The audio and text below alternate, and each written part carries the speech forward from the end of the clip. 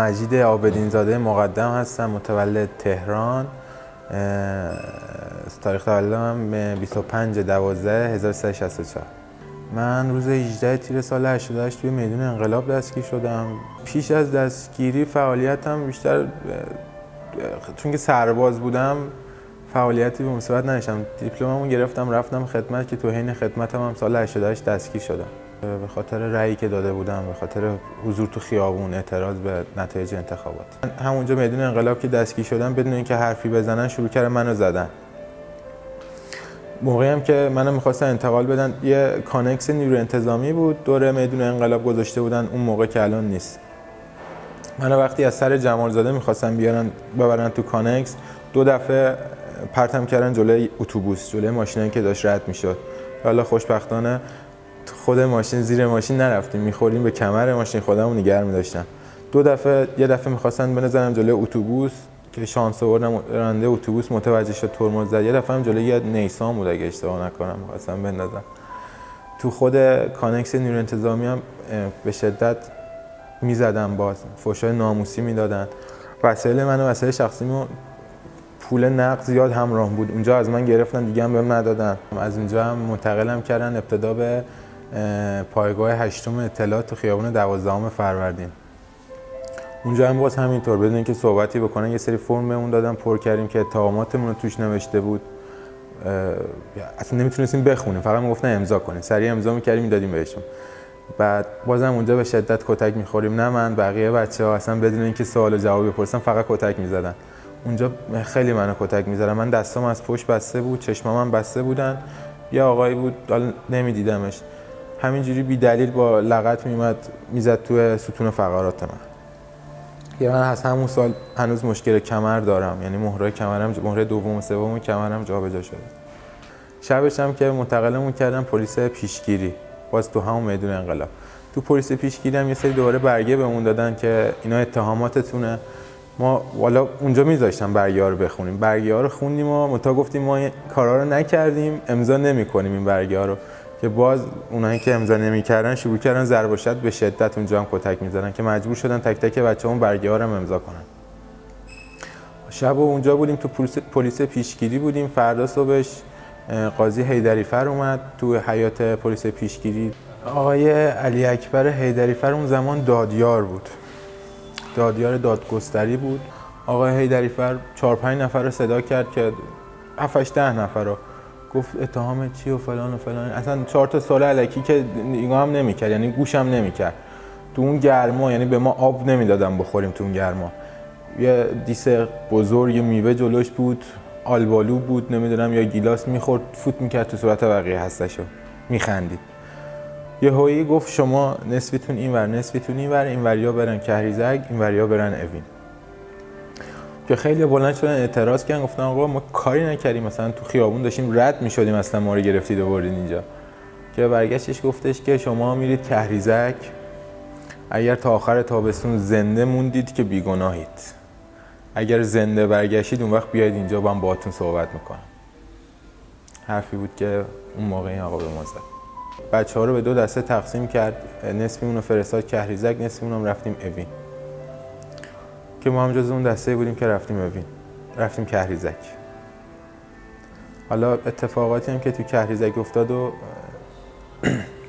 بخوام واسهتون توضیح بدم، ما هم به محض ورودمون به کهریزک، چون که خیلی دور بود، یعنی ما هولوش یه 20 کیلومتر هم توی جاده خاکی رفتیم تا رسیدیم به اون مکان. در بعد به ورودمون اصلا ما رو قبول نمی‌کردن، گفتن ما جا نداریم. ما هولوش 140 نفر بودیم. ما 2 تا اتوبوس بودیم و مینیبوس، یه دونه مینیبوس و 2 تا اتوبوس اگه اشتباه نکنم. باز اونجا هم به محض اینکه وارد کهریزک شدیم، اول از همه این که از اتوبوس پیاده می‌شدیم کتک می‌زدن یکی یکی بچه‌ها رو، بعد وارد محوطه زندان می‌شدیم. تو محوطه زندان هم همه رو تو حیاط زندان نشوندن و بچه‌ها رو اول از همه شروع کردن یکی یکی جلوی چشم بقیه لخت کردن. یعنی مجبور بودیم جلوی چشم بقیه کلا همه تک تک لباسامون رو در بیاریم و بشین پاشو بریم با همون وضعیتی که هیچی تنمون نبود. بعد از این کارم که وارد سلول شدیم و وارد سوله شدیم. یه سوله‌ای بود تقریباً 70 متر ما خودمون هلوش 130-140 نفر بودیم، 30 نفرم تقریبا از اراذل اوباش خطرناکی که از قبل اونجا بودن و قاطی ما کرده بودن. تقریبا 180 نفر بودیم تو یه محوطه 60 متری 70 متری. اراذل اوباشی که اونجا بودن خیلی بچه‌ها رو اذیت می‌کردن. قصد روز اولی که اومدیم قصد آزار جنسی بچه‌ها رو داشتن که خب با باشون مقابله کردیم و دیگه نتونستن کارشون رو انجام بدن. خود اراذل اوباش اونجا خیلی بچه‌ها رو اذیت می‌کردن. خود مامورای نیروی انتظامی که اونجا بودن به شدت می‌زدن بچه‌ها رو. حالا بیشترین شکنجه‌ای که اونجا میشد یکیش این که اولا فضا کوچیک بود، جمعیت زیاد، یعنی در سوله رو که می‌خواستن ببندن بسته نمی‌شد.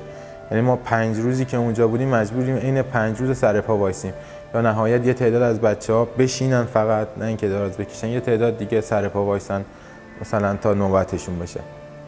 هیچ هواکشی نداشت که هوا بخواد داخل سوله بشه. یه هواکش خیلی کوچیک بود که اونم دود گازوئیل توش میدادن تو، از به جای اینکه هوا رو خارج کنن دود گازوئیل از اون تو میدادن تو که بیشتر بچه‌ها اذیت بشن.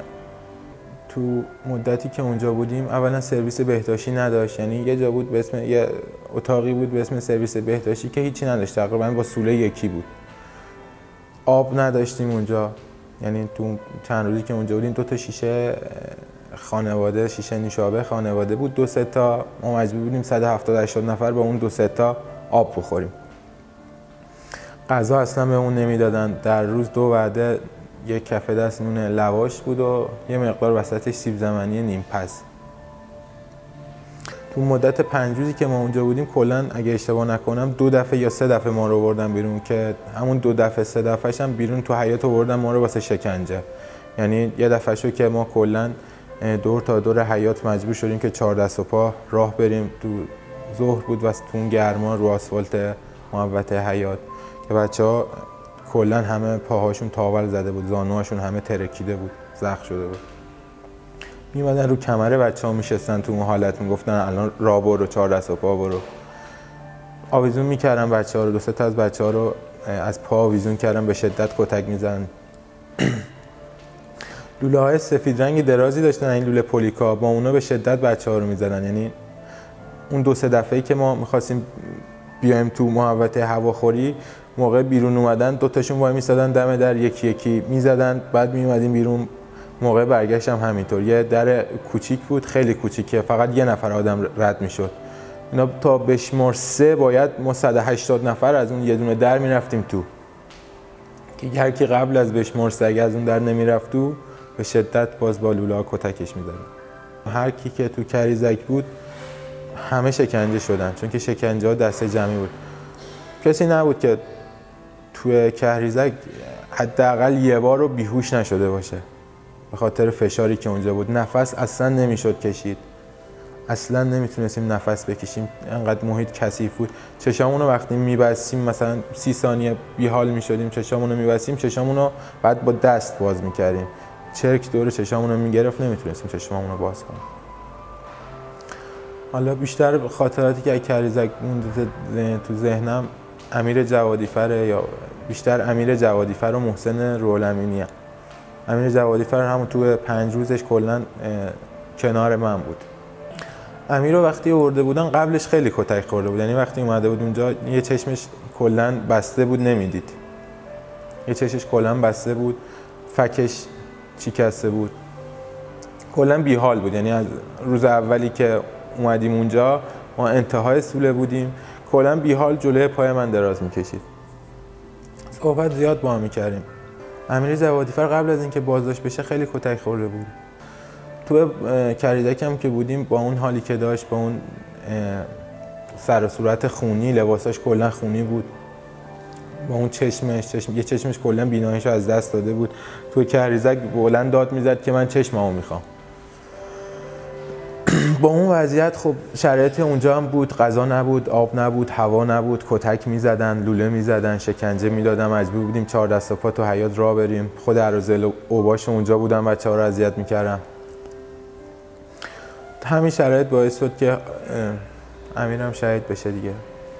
حالا چیزی که بود بیشتر امیر چیز میکردیم، خیلی ساکت بود، یعنی نمیتونه سر پا وایسه. ما هم همیشه همه بچه‌ها هم که دور و برش بودیم هواشو داشتیم، میگفتیم تو بیشتر بخواب. یعنی نوبتی بلند میشدیم میشستیم میگفتیم تو اشکال نداره تو بیشتر بشین. تا روز پنج روز تو کهریزک بودیم. روز پنجم که سوار اتوبوس شدیم، امیر جوادی فرم دو تا صندلی جلوی من بود. تو صندلی میدیدم که کلش میافتاد رو شونه بغل دستیش. یکی دو دفعه بچه‌ها صدا کردن که آقا این حالش خوب نیست، داره خون میاره بالا. توجه نمی‌کردم. میگفتیم آقا حداقل یه لیوان آب بهش بدید، یه خورده حالش بهتر بشه، آب بزنید سر صورتش. توجه نمی‌کردم. تا اینکه اولش یه رو بود که از کهریزک راه افتاده بودیم، دقیقاً جلوی در بهشت زهرا بغل دستی امیر صدا زد که آقا این نفس نمی‌کشه. بعد از اینکه به مأمور اومد دید داره این رنگ و روش پریده کبود شده بود، زدن اتوبوس کنار به کمک یکی دیگه از بچه‌ها امیر رو بردن پایین، شروع کردن تنفس دهان به دهان و شوک وارد کردن به قلبش که بعد از 2-3 دفعه شوک وارد کردن به قلبش و خون از دهانش زد بیرون. همونجا تمام کرد. محسن رولمینی هم همینطور. محسن توی کهریزک یه بچه خیلی مهربون و خیلی با اراده ای بود. یعنی عین 5 روز من محسن رو هر وقت می‌دیدم سر پا وایساده بود، پیرهنش رو در می آورد، شروع می‌کرد بقیه بچه‌ها رو باد زدن، چون که خیلی گرم بود، به شدت گرم بود هوا اونجا. بعد از 5 روز همه ما که کهریزک بودیم و منتقل کردن اوین. هممون هم توی اندرزگاه 1 بودیم. حالا بعد از اینکه رفتیم توی اندرزگاه 1، ما وقتی اصلا وارد محوطه اوین شدیم، چون که امیر جوادیفر که بین مسیر تموم کرد، وارد محوطه اوین هم که شدیم به شدت کثیف بود. یعنی انقدر ما کثیف بودیم که کارمندای اوین سریع اومدن بین خودشون ماسک پخش میکردن، ماسک میزدن. انقدر ما بوی تعفن میدادیم اونجا از فرط کثیفی. بعضی از کارمندای خانومشون رو من میدیدم که رد میشدن گریه میکردن، حتی با حالم گفتن شما کجا اومدید اصلا باورشون نمیشد. گفتم مثلا شما 130 نفر کجا بودید؟ انقدر بو میدید، انقدر درب و داغونید، خونید، نمیدونم لباساتون پاره است، بعضیاتون لباس ندارید، بعضیا لخت بودن لباس نداشتن، لباسشون نداده بودن بهش. تا همونجا هم بود که محسن رولمینی توی همون حیاط اوین، اولش نیم ساعتی بود که اومده بودیم نشسته بودیم توی حیاط. محسن رولمینی هم بیهوش شد، از حال رفت، بردیمش یه کنار رو، بعد آمبولانس اومد محسن رو برد و دیگه هم ازش خبری نداشتیم تا بعد از اینکه آزاد شدیم متوجه شدیم که محسن هم شهید شد. ولی تو خود اوین که بودیم چند نوبت نماینده مجلس اومدن و چون که ما بدنمون همه زخم بود، یعنی کسی نبود که بدنش زخم نباشه اونجا، از بدنمون عکس گرفتن و از جای زخمای بدنمون، چون که قبل از اینکه این نماینده مجلس بیان آقای مرتضوی اومده بودن و چند نفر دیگه تهدیدمون کردن اونجا که اگه بگید نمیدونم تو کهریزک همچین اتفاقی افتاده و شکنجه شدید، کتک خوردید، دیگه از اینجا نمیرید بیرون، آزاد نمیشید. که بعد از اینکه نماینده اومدن ما هم به محض اینکه اومدن همه لخت شدیم و جای زخم بدنمون نشون دادیم، گفتیم عکس هم گرفتم ولی خب پیگیری هم نشد، هیچی هم نشد. بعدش تقریبا هولوش 1 ماه بعد از اینکه یعنی 5 روزی که کهریزک بودم به کنار، بعد از اینکه از کهریزک اومدم اوین، هولوش 1 ماه هم اوین بودیم. نحوه آزادیمون هم که همون دیگه با فیش حقوقی بود، تعهد داده بود پدرم، که البته بعدا واسه پدرم هم مشکل به وجود اومد تو ادارهشون. کی داده بودم بهش دیگه تو اداره، گفته بودن شما ضد انقلاب پسرت، نمیتونی اینجا کار کنی. بعد از هولوش شب ساعت 10-10:30 بود که آزاد شدیم دیگه از اما کلا تبرئه شدیم. از مامورایی که شکایت کردیم، از مامورای نیروی انتظامی که ما رو تو کهریزک میدن، چرا از اونها شکایت کردیم. بعد از شکایت هم یعنی خودشون به ما گفتن که برید شکایت کنید، رسیدگی میکنیم. بعد از اینکه شکایت کردیم هم شروع کردن تهدید کردن، یعنی یکی یکی میومدن در خونه بچه‌ها تهدیدشون میکردن که مثلا شما باید این پولو بگیری بگی من رضایت دادم. یکی از اینا هم که همین کارو کردم من بودم. یعنی زنگ زدن، یه آقای بود به نام سرگرد نظام دوست از نیروی انتظامی، بازرسی نیروی انتظامی. زیر مجموعه چیز بود دیگه، زیر دست سرهنگ گودرزی بود این سرگرده. یعنی من بعدن که رفتم بازرسی نیروی انتظامی تو میدون ونک دیدم اون سرگرده نظامی، توی آدم خیلی قد بلند و کریه المنظری بود. اومدش زنگ زد به من که میخوام باهاتون صحبت کنم درباره شکایتی که کردید و اینا، می‌خواستیم مهم صحبتی. گفتیم خیلی خوب تشریف بیارید. وارد زنگ زد وارد منزل ما، فکر کردم یه نفره. زنگ که زدم اومدن تو، دیدیم 3 نفر ماشاءالله بزرگ اومدن تو، شروع کرد یه پاکت گذاشت بغل دست من و یه نامه و بغل نامه‌ام کلت شد. گفتش که اینو باید امضا کنی، اگه امضا نکنی فلان، خلاصه تهدیدهای بد. ما هم اونجا مجبور شدیم امضا کنیم.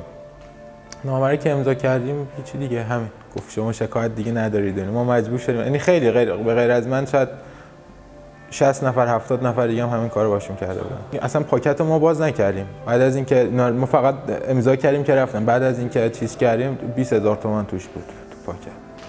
خیلی اینجوری، یعنی کمتر هم بوده. مثلا بودن بچه‌ای که اومدن گفتن از پولی هم نبوده، گفتن مثلا اینجا رو چیز کن و یه جعبه شیرینی هم بهشون داده بود مثلا که بگن اینجوری.